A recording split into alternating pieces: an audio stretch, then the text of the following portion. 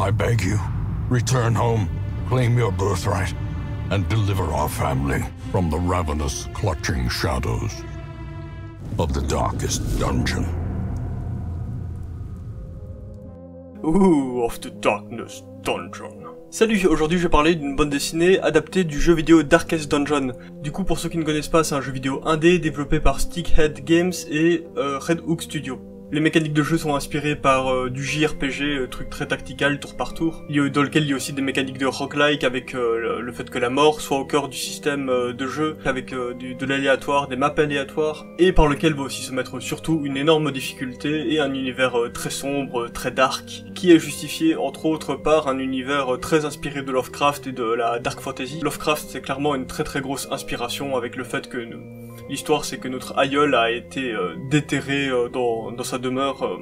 des secrets interdits. Il a révélé des forces secrètes cosmiques qui nous dépassent complètement, qui nous rendent complètement fous. Avec des cultistes, des hommes poissons, une couleur qui rend fou, enfin plein de choses qui font que c'est clairement un hommage à Lovecraft et même au jeu qu'a produit l'univers de Lovecraft via le jeu de rôle, vu qu'il y a aussi une gestion de barre de santé mentale comme de l'appel de Cthulhu. Tout ça, mais aussi la DA du jeu de Trudy Castle, qui aussi fait les bandes dessinées dont je vais parler par la suite.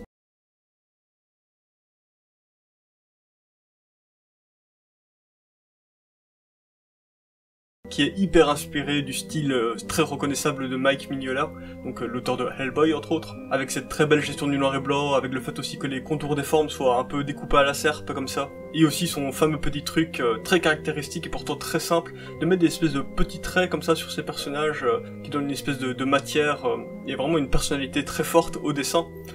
que même sur un dessin qui ne ressemble pas à celui de Mike Mignola, déjà je trouve que ça peut très fortement, très vite l'évoquer, le fait de mettre ces petits traits placé comme ça un peu de manière aléatoire, et pourtant c'est vraiment un élément très très simple. Ce jeu fait monter le stress IRL, hein, pas que dans le jeu. C'est ça qui est bien avec Darkest Dungeon, c'est un jeu, tu le vis. Tu le vis de A à Z. Enfin bref, les développeurs de ce jeu ont décidé de faire réaliser, je sais pas si c'était pour la promo, si l'on fait par après une fois que le jeu est sorti, peu importe, pour chacun des types de personnages de classes que l'on peut jouer dans le jeu. Chacun va avoir sa petite bande dessinée dédiée en une seule page, narrative, qui va raconter un événement marquant du personnage, et qui va souvent être un traumatisme qu'il a vécu, parce que, comme je disais dans ce jeu, il y a une gestion de la barre de santé mentale, la gestion du stress, ils appellent ça ici. Quand elle se remplit, ton personnage peut potentiellement péter un câble sous la pression et avoir une affliction bien particulière. Il peut devenir peureux, il peut devenir sadique, etc.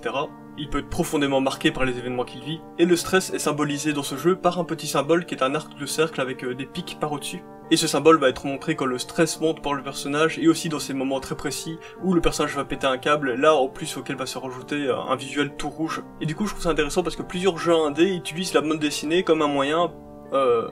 pour créer de la narration supplémentaire à leur histoire, à leur univers, car la bande dessinée et même le dessin fixe, donc pas au dessin animé de manière générale, reste probablement le moyen le moins cher et le plus sexy, c'est-à-dire pas que du texte, pour pouvoir créer de la narration supplémentaire. Parce que j'avais aussi lu la BD de Enter the Gungeon, un autre jeu indé,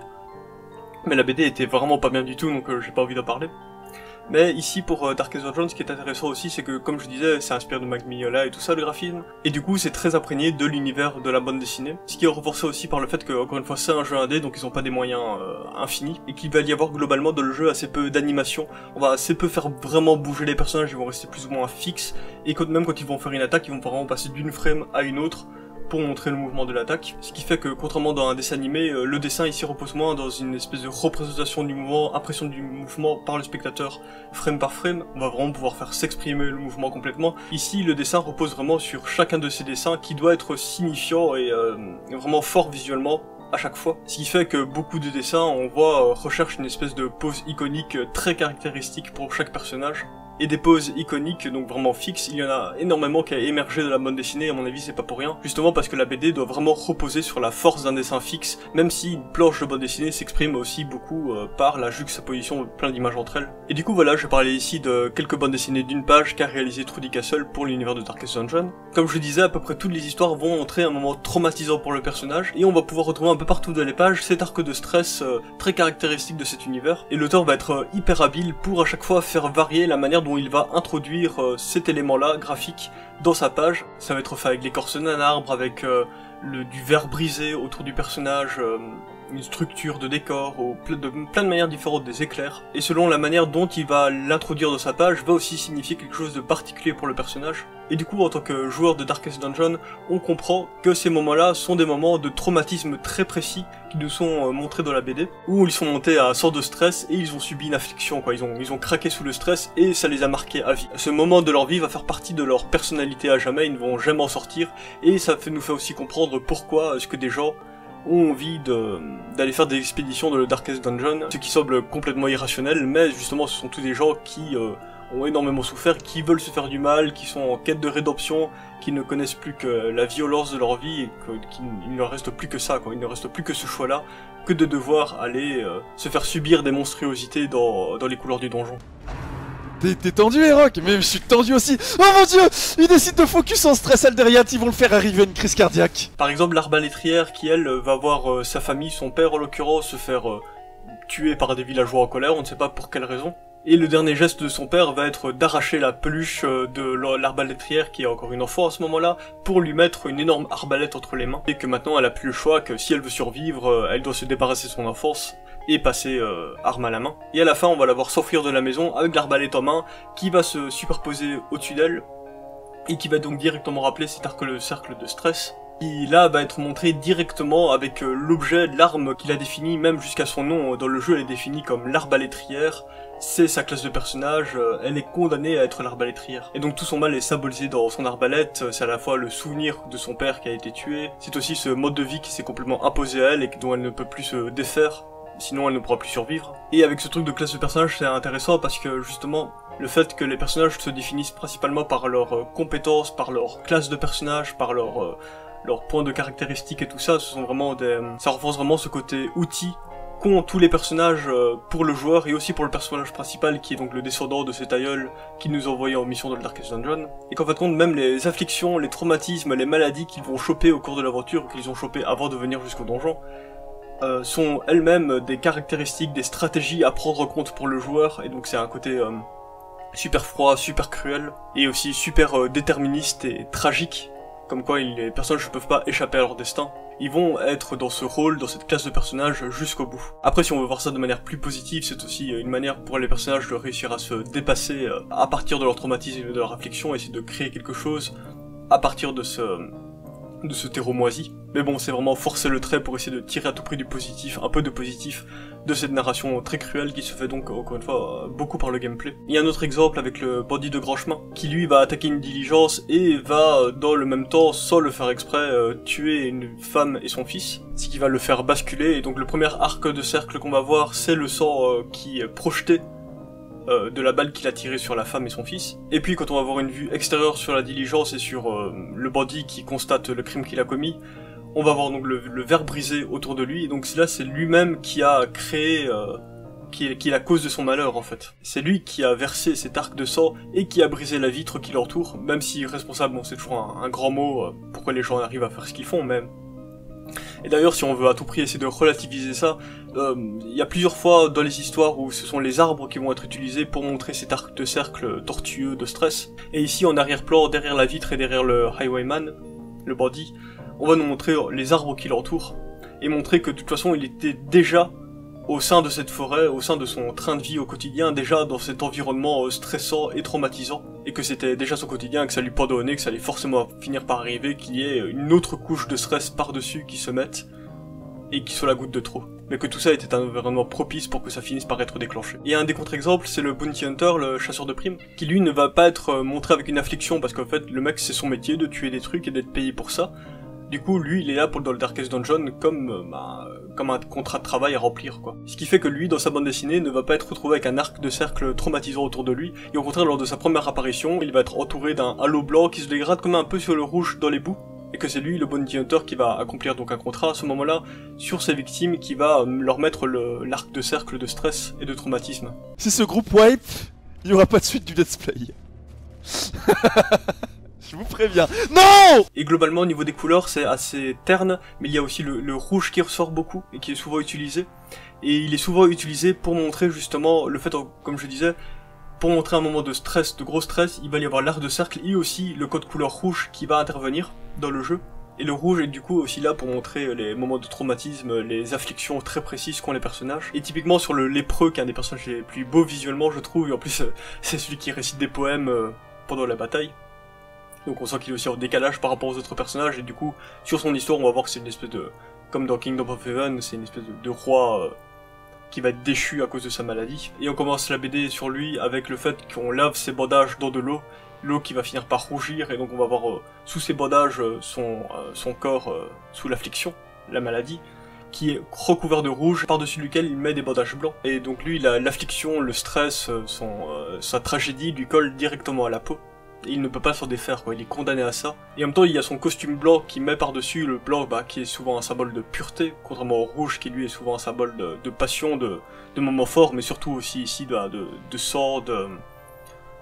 de carnage. Dans le jeu, quand tu atteins un niveau de stress à 100, tu as une chance de ne pas avoir une affliction, de ne pas avoir un traumatisme, mais au contraire, le héros va réussir à se surmonter soudainement, et il va avoir un moment d'épiphanie, un moment de bravoure exceptionnel, et donc là, il va avoir un halo de blanc quoi, qui va l'entourer. Et du coup, le fait que le lépreux recouvre son corps rouge de bandages blancs en dit long aussi sur son enjeu, sur que via la symbolique des couleurs, on comprend son combat, sa dualité. Mais il y a aussi des personnages comme le flagellant, par exemple, qui lui va rechercher la souffrance, d'où son nom, le flagellant, qui lui, dans sa bande dessinée où il va chercher à se faire passer à tabac, il va commencer sans avoir de rouge vers lui, mais on va le voir s'avancer vers une lumière rouge qui est la taverne où traînent les gens vers qui il va pour se faire tabasser. Et puis donc il va se faire cogner et tout ça, donc du rouge va apparaître sur lui, et donc lui il a la recherche de souffrance, d'affliction. Et presque un contrario, et aussi pour revenir sur ce truc de déterminisme des personnages, ces personnages de jeux vidéo qui sont condamnés à être comme ils sont. On a la Furie. La Furie, donc c'est une barbare dans l'imaginaire de tout ce qui est Heroic Fantasy et tout ça, ce sont des peuples de guerriers qui recherchent aussi un chemin vers le paradis, vers le Valhalla, via le fait de remporter et de mener de belles batailles. Ici, le personnage de la Furie, au contraire, son affliction, ça va être le fait qu'elle a pas l'air d'être faite pour la bataille à la base, et qu'elle va voir son peuple, son clan se faire massacrer sous ses yeux, et elle, soit qu'elle n'ose intervenir. Et du coup, au moment du massacre, on va vraiment la voir littéralement entourée de rouge, et avec une espèce d'arc de cercle qui se dessine autour d'elle avec la fumée et les débris de la bataille. Donc là, on comprend que c'est le moment où le stress monte trop, elle va péter un câble. Et juste à la fin, donc c'est le moment où on va la voir entourée vraiment du cercle d'affliction, vraiment très très bien défini cette fois-ci, qui va être l'écorce de l'arbre. Mais le code couleur est intéressant ici parce que la Furie et tout son clan ont les cheveux rouges. Et donc c'est le fait qu'elle est directement marquée par le rouge, elle et tout son clan, qui sont comme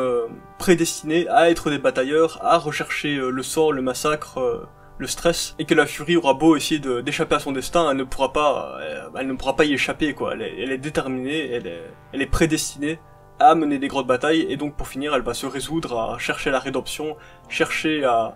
racheter sa place au paradis dans le Darkest Dungeon. Et voilà, comme pour l'arbalétrière, c'est tout le tragique de la destinée qui a l'air de lui être désigné quasiment dès la naissance. Et dernier truc avec ce code couleur, c'est pour l'histoire de la Vestale, qui elle donc a l'air de travailler dans un monastère avec tout ce qui est truc de vœux de chasteté et tout ça, et de tabou du sexe. Et elle, son péché va être justement d'être un péché de luxure quoi. Elle va se projeter dans des fresques murales ou un truc du genre de son monastère, dans lesquelles qu'elle va érotiser, sur lesquelles elle va fantasmer. Et donc elle va se faire virer du monastère pour ça par un prêtre. Et donc ici la couleur va être le rose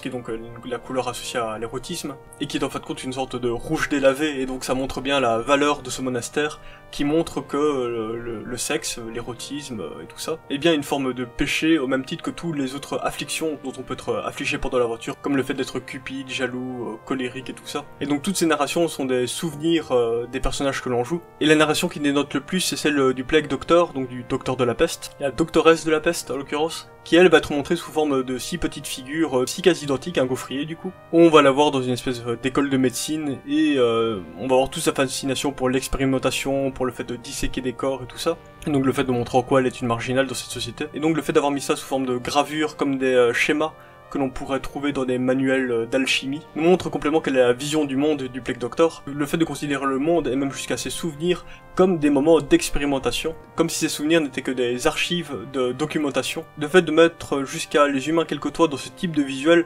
montre aussi qu'elle les considère assez facilement comme des sortes de Kobe, et que d'une case à une autre tu peux te retrouver à d'abord discuter avec elle, et puis ensuite être dépecé et annoté avec avec des petits schémas et des petites annotations et tout ça quoi. Et que si on passe par les yeux de la plaque docteur, c'est le genre de vision du monde que l'on a qui n'est qu'un terrain de jeu expérimental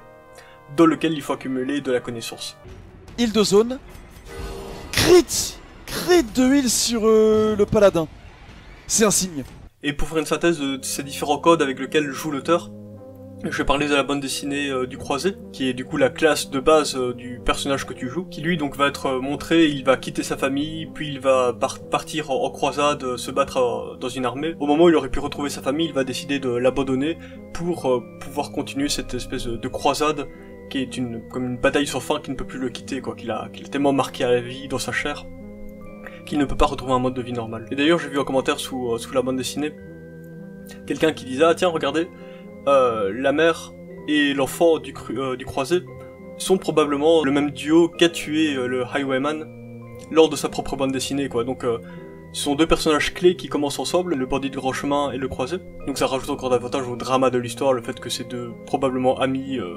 partagent cette espèce de cruel destin. Et du coup le croisé sur une petite page comme ça, enfin c'est dur de faire une narration vraiment complète sur une page et c'est très bien fait. Ici on va voir le croisé vu d'assez loin d'abord comme une espèce de personnage anonyme, pas vraiment identifié, pour à la fin le voir finalement enfin en gros plan, mais sous sa forme armure telle qu'on va le jouer dans le jeu, et qui va en fin de compte définir sa vraie personnalité entre guillemets, qui il est réellement maintenant, que son visage, sa personnalité c'est le casque qu'il revêt et son armure, et que le fait de nous montrer sa forme de base de manière assez lointaine, assez dézoomée, montre à quel point aussi c'est un souvenir lointain, une personnalité qu'il a perdue. Et du coup pour revenir au début, sur la troisième case, on va nous le montrer probablement verser du sang pour la première fois, avec un bracelet de pique qui rappelle donc directement ce symbole de stress, qui commence déjà donc au moment où il verse du sang à s'imprégner en lui, à devenir part de son propre corps. Et puis sur le strip d'en bas, en 3 cases, on va nous montrer un dégradé qui part de plus en plus vers le rouge, et sur lequel il va de plus en plus avoir son équipement de soldat avec son étendard à la fin, tel qu'on le joue dans le jeu. Et aussi sur ce strip, sur les 2 premières cases, on va nous montrer des formes d'arcs de cercle différents qui commencent à se dessiner autour de lui, avec les flèches. Sur la première case, ça se dessine un peu, et puis sur la seconde case, c'est vraiment très défini, ce contour qui se fait par les flèches autour de lui. Et sur la première case, on va le voir tuer quelqu'un et former un arc de cercle de sang autour de lui, mais avec une espèce de recul encore. Mais sur la seconde case, on va vraiment le voir s'avancer en même temps qu'il tranche quelqu'un. Et là, c'est du langage corporel, on va vraiment le voir de plus en plus impliqué, aller de l'avant de plus en plus dans les champs de bataille, jusqu'à ce que ça devienne finalement dans la dernière case, à un moment où il est juste bien au sein du champ de bataille, on va le voir droit avec son étendard. L'étendard en plus qui dans le jeu sert à diminuer le stress, ce qui est assez rigolo, le fait de remplacer dans le haut de la case de la composition, à la place des flèches qui montrent l'arc de cercle de stress, on va montrer son étendard justement anti-stress. Donc ça montre aussi la manière dont il s'est réapproprié cet environnement, dont il a dompté cet environnement hostile en devenant une machine de guerre et un meneur. Et d'ailleurs sur la case juste après, une grande longue case, on va nous le montrer surplombé complètement tous les autres personnages derrière lui, donc on comprend qu'il est devenu le chef, contrairement à la seconde case où là il vient d'arriver de l'armée, où on va nous le montrer en infériorité dans le bas de la case, et donc où l'armée le surplombe encore à ce moment-là. Et le fait de nous montrer sur cette case où il domine l'armée qui est derrière lui sous forme d'arc de cercle de stress, donc on a vraiment la foule qui crée un arc, et avec tous les ustensiles de combat et de bannières qui sont comme les pics qui sortent. Ça montre aussi ce rôle que va avoir le héros au sein de l'histoire que l'on va jouer, et ça c'est vraiment dit clairement dans l'histoire au moment où le narrateur va directement s'adresser au héros en lui disant tu t'es servi de tous ces humains comme des outils pour arriver à tes fins, pour réussir la quête du Darkest Dungeon, et que tout ce qui importe c'est d'atteindre le but, et que tu es prêt à sacrifier tes troupes pour ça, qui donc sont encore une fois des outils comme je disais tantôt, et ce sont des outils pour le joueur et pour le croisé pour réussir à gagner le jeu. Et que toute cette troupe est donc montrée comme une espèce d'affliction complète, de masse informe, de stress, prête à être justement submergée par ce stress et par la dureté de ce monde, pour que le chevalier arrive à toujours être plus haut. Et à la fin, on va nous montrer ces deux mondes qui séparent le chevalier des gens qui ne sont pas dans ce trip horrible, avec deux opposés, quoi, la famille et le croisé. Le fait de nous montrer des feuilles qui volent d'un côté et des cendres de l'autre, le code couleur du rouge et du pas rouge aussi. Et aussi le fait que du côté de la maison, du côté de là où il pourrait retrouver un foyer, on voit les arbres, bon c'est déjà l'automne vu que les feuilles s'envolent, mais on voit les arbres encore complètement garnis de leur feuillage. Et du côté où finalement le chevalier va se retirer, va quitter sa famille, on va nous montrer des arbres qui ont déjà perdu leurs feuilles et qui, sans leurs feuilles, sans ces espèces de trucs de vie, forment ces arcs de cercle de stress. Ok, si j'arrive à clutch un stun sur ce mec là, il y a grave moyen, 30% de chance, let's go. Sinon, ce qui est intéressant aussi, c'est le fait de nous montrer donc toutes des narrations en une seule page, de voir comment l'auteur va faire écouler le temps au sein des différentes pages. La plupart du temps, on nous montre une narration sur un temps très court, ça va durer quelques minutes tout au plus. Mais aussi parfois, comme pour le Plague Doctor ou le Croisé, on ne sait pas exactement combien de temps s'écoule, mais on comprend à la lecture que c'est sur une période beaucoup plus longue que quelques minutes. Mais quel que soit le temps réel qui s'écoule pour les personnages dans les pages, l'auteur va la plupart du temps mettre beaucoup de cases au sein d'une page, plus que la moyenne des pages de BD ont normalement de cases. Ça c'est simplement parce que l'auteur doit faire une narration très condensée, et que souvent, du coup, il a pris le parti pris d'utiliser beaucoup de cases pour pouvoir avoir sa narration complète. Et l'auteur va diviser ses pages entre 3 et 5 strips différents, ce qui va donc influencer forcément la taille des cases. S'il y a moins de strips, il y a plus de taille, il y a plus de place pour faire des grandes cases. Ce qui va aussi influencer la quantité de séquences différentes que l'auteur va nous montrer pour découper son histoire et ses actions, et aussi le rythme de lecture qu'il va donner au lecteur. C'est assez différent comme expérience de lecture de lire beaucoup de petites cases ou plusieurs grandes cases différentes. Et ça n'influence pas forcément la temporalité de l'action, parce que pour raconter une scène de 30 secondes, on peut aussi bien mettre 2 cases que 6, peu importe. C'est vraiment l'impression de temporalité que le lecteur va avoir, on parle vraiment ici donc de sensation. Et par exemple pour l'homme d'armes, où ça va être un moment d'action qu'on va nous montrer, on va nous montrer 5 strips avec plein de petites cases, en plus des petites cases très remplies, qui va bien représenter la frénésie de la bataille, mais qui va nous montrer en fait un temps qui est très court, excepté le moment vraiment à la fin, où il y a un saut dans le temps parce que le mec s'évanouit. Et donc le fait de nous montrer un temps très court sur beaucoup de cases va nous montrer justement l'intensité de celle-ci, en plus de l'impact visuel des explosions et du fait encore une fois de mettre des cases très remplies. Pareil pour le body, ça va être sur 5 strips et avec beaucoup de petites cases, ce qui dans la première partie de la page va nous montrer l'efficacité du body. Le fait de par exemple nous le montrer visuellement occupé de tirer, et le fait de le montrer sur les 2 cases d'après, 3 impacts différents de balles, donne l'impression que sur une seule action, il est capable d'en réaliser 3 différentes. Et donc ça montre son efficacité, le fait que les autres n'ont pas le temps de réagir. Et aussi juste après on va le montrer occupé d'égorger quelqu'un, comme alors qu'il tire à distance, comme si c'était directement téléporté sur la personne. Et après on a un beau petit moment de suspens où je trouve qu'il y a une belle impression de temps, de gestion du temps, le moment où il va se retourner parce qu'il entend encore du bruit dans la diligence et qu'il va tirer une dernière balle, et le fait de nous montrer l'action de loin, le moment où il tire sa dernière balle, même s'il n'y a jamais d'onomatopée de son, le fait de le montrer à distance donne vraiment une impression que le son aussi est à distance alors qu'on nous montre juste la balle qui est tirée. Et ça c'est assez rigolo de pouvoir représenter et donner une impression de son sans devoir mettre de texte dans la BD. Et à contrario de ces deux-là, la Vestale, on va nous la montrer dans une scène de massacre, de guerre et tout ça, comme pour les autres, mais ici seulement sur 4 strips différents, donc les cases ont plus le temps d'être aérées, et en plus de ça, la moitié des strips sont des longues cases, et les 2 autres strips restants sont juste divisés sur 2 cases différentes. Parce que ça aurait pu être sur 4 strips, mais énormément divisés en petites cases, et là on aurait eu des cases beaucoup plus verticales pour le coup, mais c'est pas le cas. Et le fait de nous montrer la compo plus aérée, ça donne cette impression justement que la Vestale n'est pas, le personnage que l'on suit n'est pas directement dans la bataille, et qu'on n'est pas avec elle dans la guerre comme pour les 2 autres persos, qu'il reste en extérieur de ça, et que ça donne une impression de temporalité différente, même si encore une fois le temps qui s'écoule ici est à nouveau très court, mais le fait qu'elle ne soit pas directement impliquée dans la bataille, elle a elle-même une impression de temps qui s'écoule différemment quoi, c'est moins frénétique vu qu'elle est en spectateur. Et ça se ressent par le nombre de cases, et aussi donc dans la manière dont on va lire les cases nous-mêmes en tant que lecteur. Et ce qui est marrant aussi, c'est qu'avec le Bounty Hunter ici,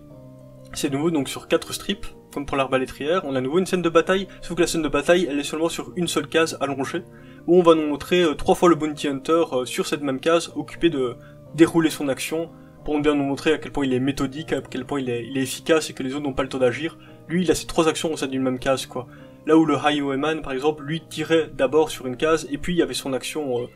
de tirer sur 2 cases après. Ce qui est donc un autre moyen de montrer que les opposants n'ont pas le temps de réagir. Sauf qu'avec le Bordy, ça se montrait de manière plus frénétique parce que sur différentes cases, et en plus avec le décor qui était plus avec un brouillon comme ça autour. Là où sur le Bounty Hunters, donc ça se monte sur une seule case et il n'y a quasiment pas de décor autour, donc c'est vraiment comme s'il faisait une espèce de mouvement fluide,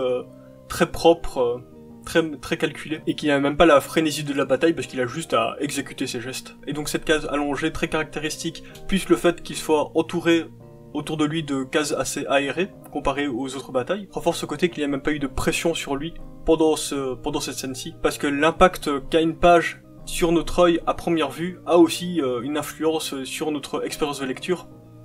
qu'avant même de commencer la lecture linéaire d'une page, on va déjà avoir une impression sur la page en soi, sur ce qu'elle va nous raconter, sur ce qu'elle veut exprimer. Et du coup la page de l'homme d'armes ou du bandit, directement on voit à l'avance que ça va être une scène frénétique, où ici on comprend directement à l'avance que ça va être une scène beaucoup plus aérée. Frappe pas tes alliés, je te jure, frappe pas tes alliés maintenant. Stun le maintenant, clutch. Let's go clutch gaming. Putain de clutch gaming. Du coup voilà, je pense que j'ai tout dit, je peux arrêter de suer. J'espère que ça vous aura plu, je reparlerai peut-être à l'occasion à nouveau de jeux vidéo adaptés en bande dessinée, vu que le game design est un truc qui m'intéresse, même si j'ai pas énormément de temps pour jouer aux jeux vidéo. Mais ici Darkest Dungeon, ça m'avait vraiment pris. J'avais abandonné plusieurs fois le jeu en essayant un peu, en me disant oh là c'est trop dur, et puis là je l'ai lancé en mode facile. Et j'ai pu terminer le jeu à l'aide un peu de guide et tout ça aussi, donc c'est cool. Et je suis vraiment content de voir, c'est une belle utilisation de la bande dessinée pour promouvoir le jeu. Et en même temps prendre complètement au sérieux et rendre complètement hommage aussi à la bande dessinée en tant que média en soi, et pas juste comme un produit dérivé à balancer comme ça parce que justement ça coûte pas trop cher à produire quoi. Donc là on sent vraiment l'amour de la fabrication de cette bande dessinée, que ça a vraiment été fait avec énormément de soin, et aussi dans ce que ça peut apporter au lore des personnages dans le jeu et tout ça, donc vraiment j'étais très content de lire ça. Du coup voilà, je vous remercie pour votre temps de cerveau et vous dis à bientôt pour de prochaines vidéos. On va rentrer victorieux. Aucune perte. Plein de richesses, plein d'XP. A trifling victory, but a victory nonetheless.